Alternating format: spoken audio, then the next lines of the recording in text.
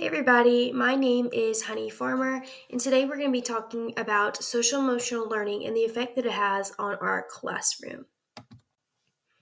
So, on our agenda, we have social emotional learning. Why is it a challenge? Learning environments, opposition to social emotional learning, benefits and professional development, as well as implementation and success. So, first thing we need to do is define exactly what social emotional learning is. So, social emotional learning is skills such as self awareness, self control, and interpersonal abilities. So, these are fundamentals for their success, not only in school, not only at work, but just life in general.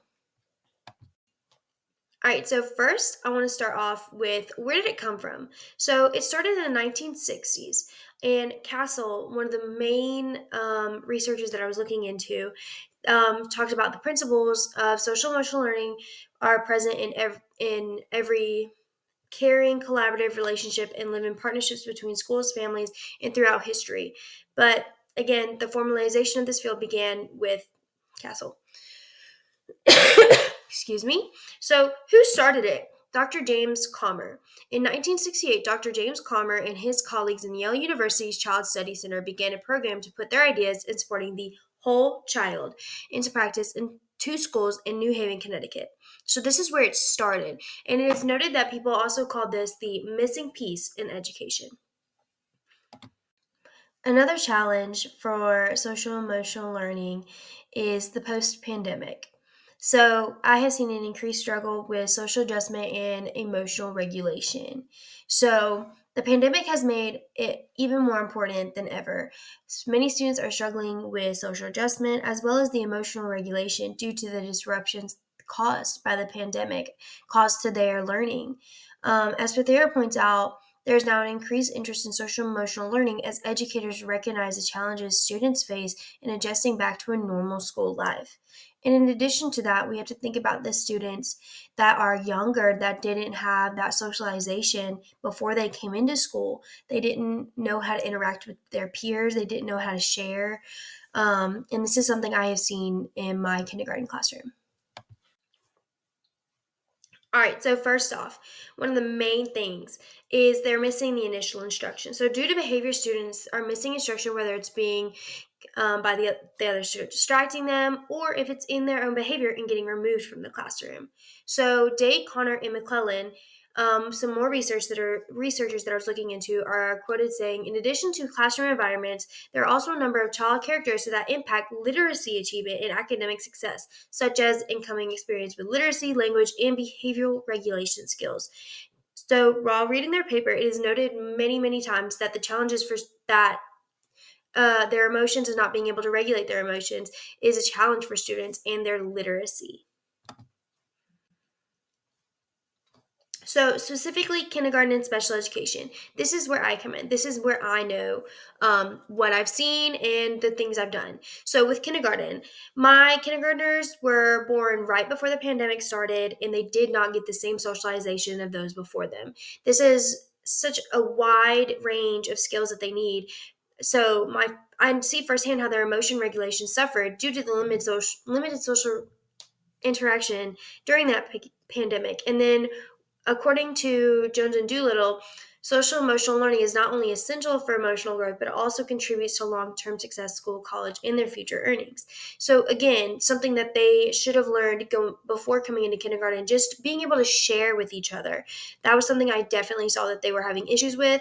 And then now I'm transitioned to a special education role with third grade, and I have seen their lack of regulation has caused them to miss, again, a lot of that initial instruction. My students are being at times removed from the classroom, and it has caused issues with their reading levels, with their math scores, and in general, it just truly hurting their education. So again, the impact. So for classrooms, for social emotional learning, we are trying to reduce disruptive behavior and promote a positive learning atmosphere. And again, the example I have is a student struggling with self-regulation, exhibiting challenging behaviors, and this will interrupt classroom instruction. All right, so the opposite.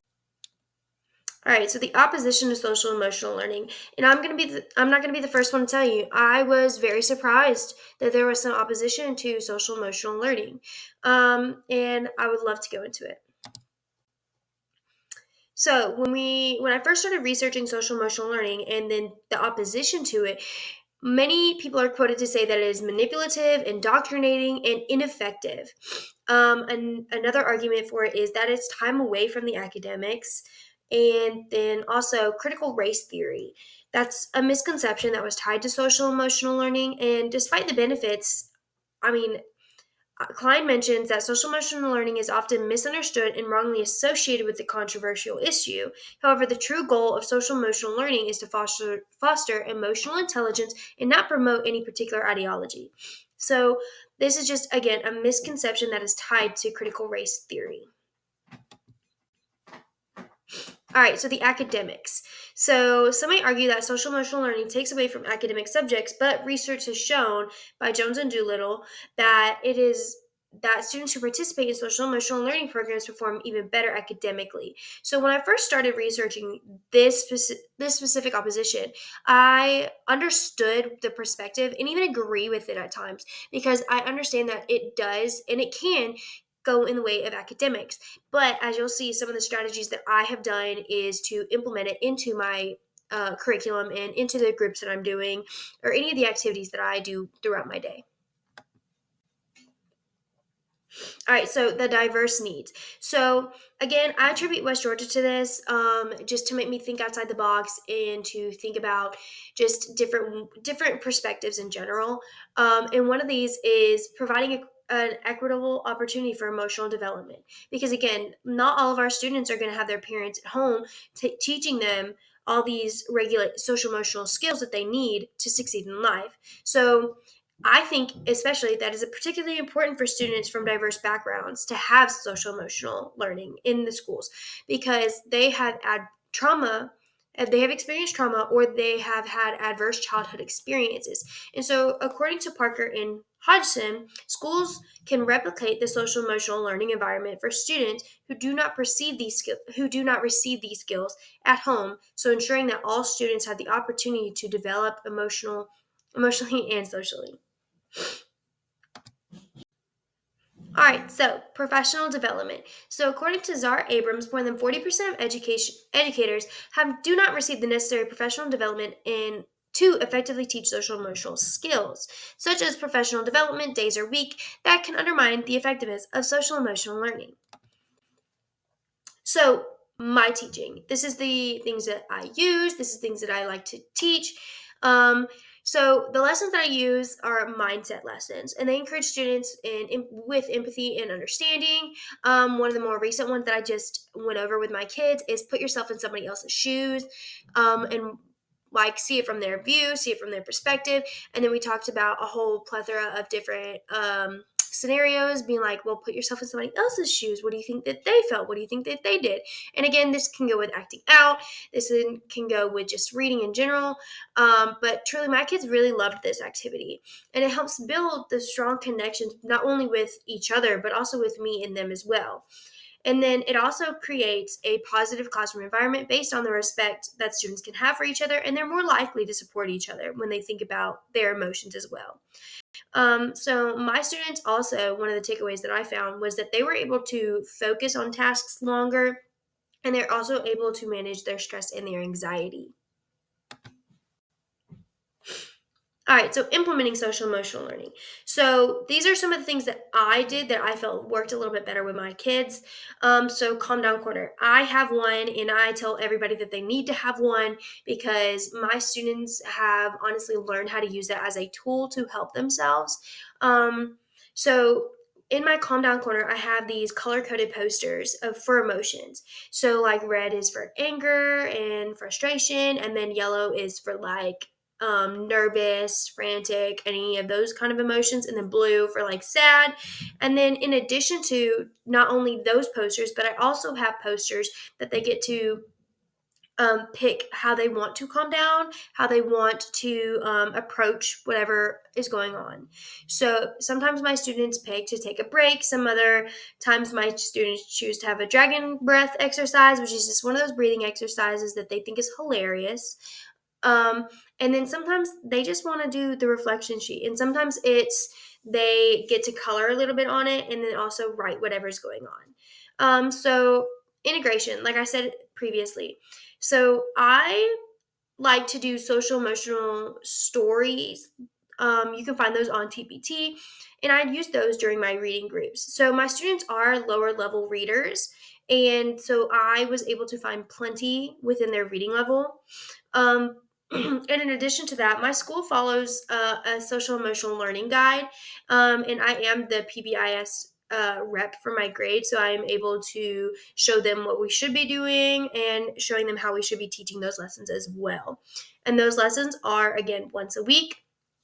And so far, the impact I have seen is improved emotional regulation and classroom behavior. My students are not being pulled out as much, and my students are receiving that initial instruction. All right, so again, my success with this. So, one, I have reduced the number of white reminders or office referrals that my students have received this year. Coming into this year, I was told that my students were all on behavior intervention plans, and my students were not able to really be successful in their homerooms. However, I have seen that my students are acting better. They are able to stay in their classroom longer, and honestly, they have had a significant decrease in their office referrals this year. And also, my students all have behavior data that I have to put in daily, and my students' behavior data has improved. Most of them have met their IEP goal of having 80% or higher for a positive behavior goal. But when I measured my success of what I was doing for their social emotional learning, I was able to see that again, the white reminders were down, and so in their positive behavior was way up. My conclusion. So, in conclusion, social emotional learning is not just a tool for the emotional development, but also for an essential factor for improving their academic success. And moving forward, schools should invest in professional development and create consistent social emotional strategies across all classrooms. So, social emotional learning is long term investment for the students as well as academic success. These are all of my references and listed in the comments.